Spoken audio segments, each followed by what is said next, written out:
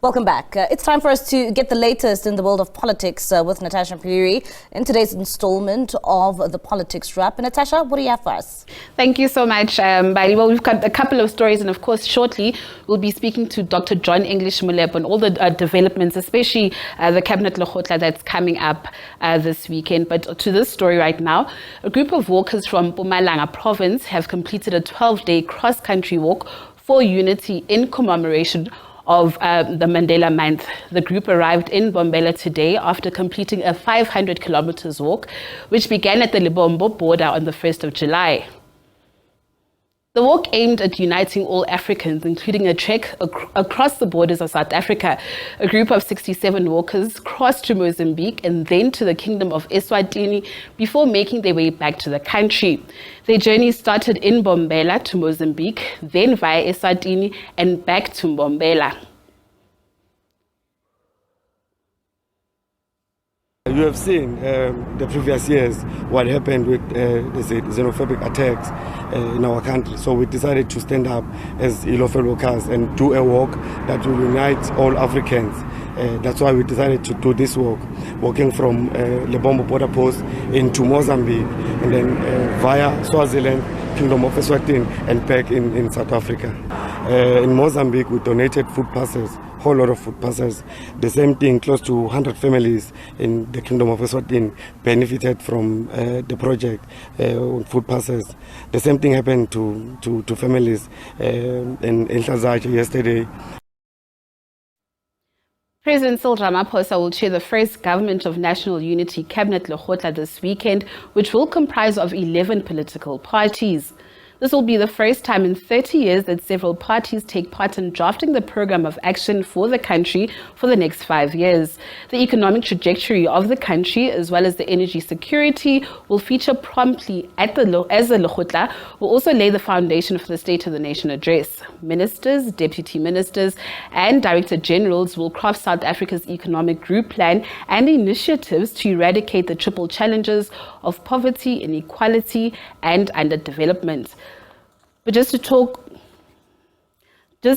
on recent developments before we actually go to our guest, Dr. John English Molepo, we've actually got graphics of earlier on this week we saw in Parliament the various portfolio committee chairs were actually appointed, and I just want to take you through the roles and the responsibilities not only of those portfolio committee chairpersons but of the committees. So for those who don't know, we have 30 portfolio committees in Parliament, and of those 30 portfolio committees, you've got 11 committee members that are actually in those, or that comprise of those committee portfolio committees. I beg your pardon. We've got 4 from the ANC, 2 from the Democratic Alliance, 2 from the MK Party, 1 from the EFF, and the other parties are actually allocated 2 remaining seats. So for those who don't know the roles and responsibilities of these committees are actually the engine rooms of Parliament, where amongst others the work of the executive is scrutinized. The elected chairpersons will play a key role in chairing and determining the agenda of the meetings and organizing the administrative affairs of the committee. So what you're seeing right now, what our team is actually showing you, is the chairpersons, the names of the chairpersons of these committees. We see familiar names like Nkolisi Kaunda, David Lekwete from the ANC. You've got Srupa Mahumapelo, of course, also chairing some of those committees. We spoke about the roles of these committees. They also monitor and oversee the work and budgets of national government departments and hold them accountable. Another important one is that they also consider and amend bills and may actually initiate bills themselves. They also consider private members and provincial legislative proposals and special petitions. Another role is that they consider international treaties and agreements.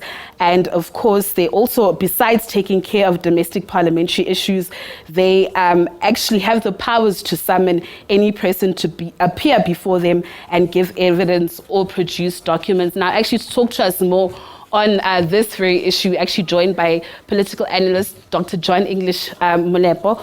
Dr. Molepo, thank you so much for joining us on SABC News. I just hope you heard that presentation, just for clarity, for our viewers. But I mean, perhaps tell us about the importance of these chairpersons of the committees.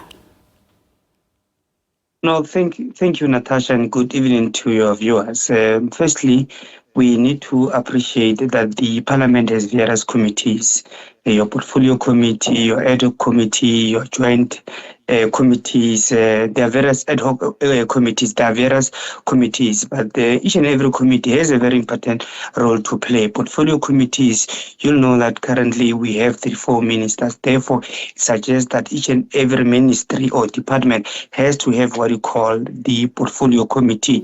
For an example, let's say you have a minister of higher education, we therefore translate to have a portfolio committee of higher education. So in this essence, each and every portfolio committee will consist of 11 members. And then from the 11 members, they need to choose the chairperson. And the chairperson who comes there then has a very important role to play, primarily to spearhead the functionality of the portfolio committee processes, whether it be the considering of a bill, whether it be the budget vote for that particular department.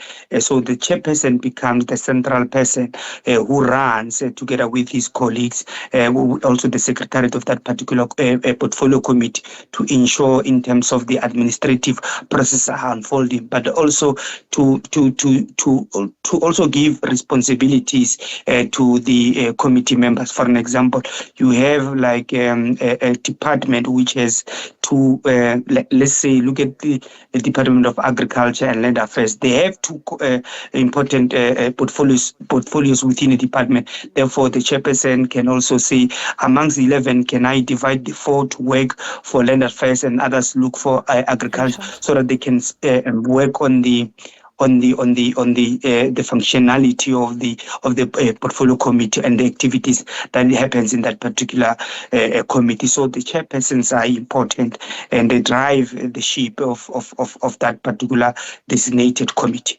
Dr. Molepo, you now have a GNU, government or cabinet, right? What is the significance of these GNU parties actually dominating the roles of these chairpersons, as opposed to a one party that once dominated all these roles, like the ANC? Well, like we all have seen, let's agree that there was not automatic majority in South Africa or total majority South Africa. Therefore, it suggests that these political parties need to work together, and it tells you that our democracy is maturing. Therefore, it requires people to work together, and then you bring about negotiation, lobbying.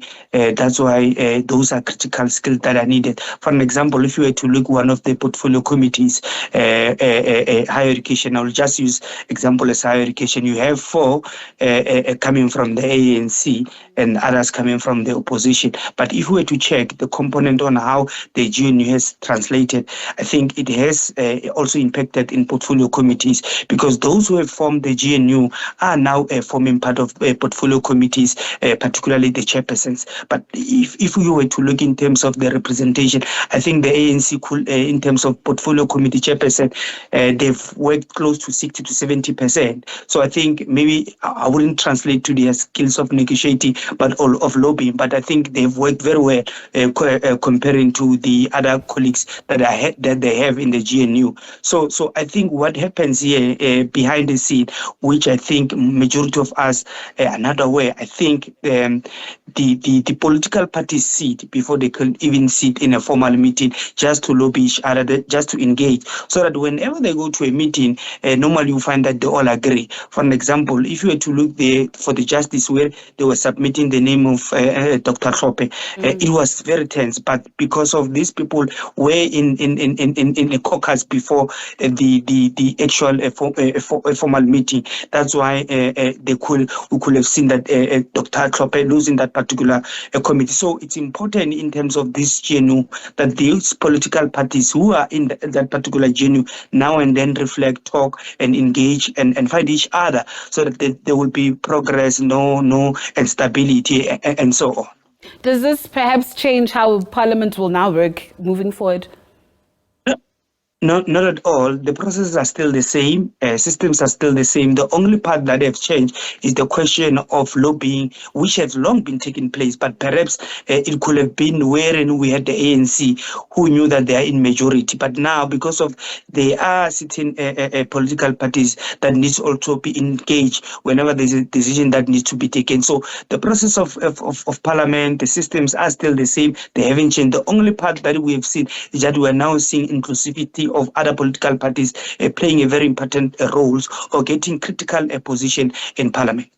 What can we expect? Tomorrow is the Cabinet Lekgotla, 2-day Cabinet Lekgotla. What can we expect? We've heard a lot of analysts, and besides that, alliance partners of the ANC, COSATU and the SACP saying that they want this Lekgotla, the outcomes, to actually bring about societal change and change the economic trajectory of the country. What do you expect?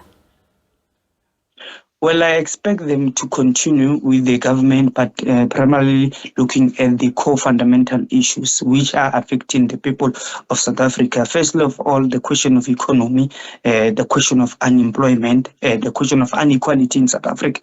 I think the government should prioritize those fundamentals. I will tell you, the inequality in South Africa has risen to such an extent that it's surprising. So I think if they were to deal with issues of unemployment, because of young people at home are very it's problematic. It's scary that you find that young people are not getting any opportunity. So I think their drive should be radical in terms of addressing the challenges that affect South Africa, primarily on issues of jobs and also dealing with the economy of South Africa. And other aspects will then follow, issues of health, issues of education, and many other important stuff. I think that is the most important thing that should be centered around the cabinet. The issues of unemployment should really be addressed, because of if you were to go to the township like Shanguve during the day, you see young people wandering around. Then you ask yourself, what has the government done to ensure and change the lives of ordinary people of South Africa? So therefore, the central agenda of the cabinet should be addressing the question of unemployment, addressing the question of economy in South Africa. Okay, Mr. Molepo, thank you. Dr. Molepo, rather, thank you so much for your time. Of course, we look forward to that Cabinet Lekgotla, this taking place this weekend, Mali. Of course, our colleagues Samgele Masego and Ndebo Mokobo will be on top of that story. And this is, I hand back to you. All right. Thank you so much, Natasha. That's our politics reporter, Natasha Piri, giving us today's installment of the Politics Wrap.